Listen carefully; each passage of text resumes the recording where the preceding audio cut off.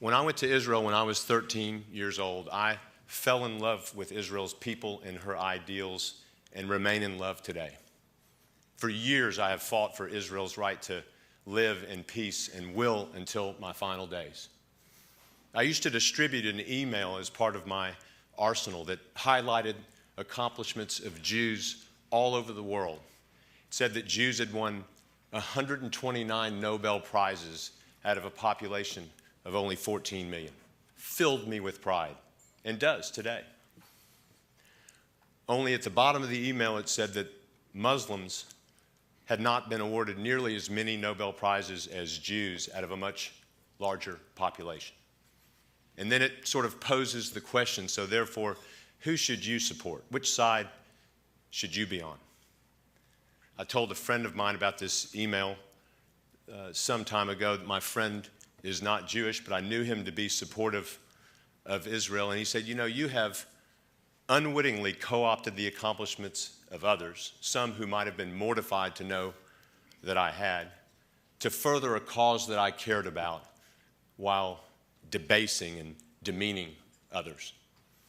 And it wasn't until I saw the story through his eyes that I could see the arrogance of my behavior.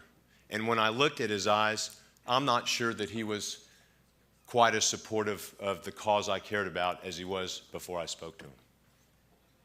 And finally, we can work harder to reach out with people who have views distant from our own. Sam Slavin returned from 2 tours of duty in Iraq with a debilitating case of post-traumatic stress disorder. He had an uncontrollable compulsion to kill anyone he thought was a Muslim. His fear of Muslims left him unable to function in society.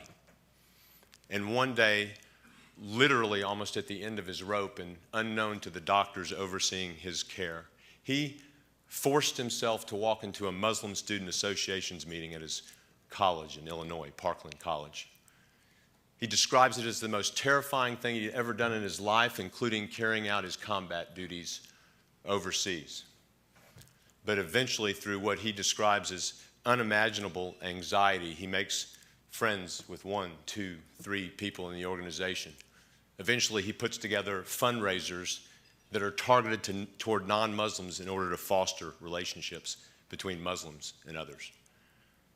Former soldiers of the Israeli Defense Forces and members of the Palestinian organization have formed an organization called Combatants for Peace. It says on their website, we used our weapons to kill each other. We only looked at each other through our weapon sights, but now we are committed to cooperate with each other to establish an independent Palestinian state alongside the state of Israel in peace and security. Nitzan Gordon formed Beyond Words, an organization that has brought Palestinian and Israeli women entrepreneurs together to build bridges across borders and to work on peace. Surely these people, who have the only thing they have in common is a generational hate and mistrust for each other, can serve as examples for what we can do to reach across and work with each other to solve problems in a civil, dignified, productive way. Amy and I are humbled to be recognized by the ADL tonight, along with Larry and James. And as Amy said, we are grateful to everyone who worked so hard to make this a night we'll always remember.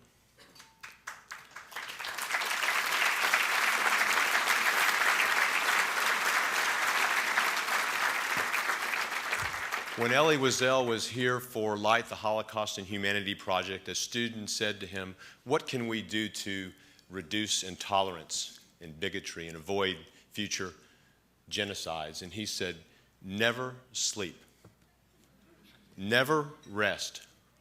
And for almost 100 years, the ADL has never rested in its fight against intolerance and bigotry and hatred.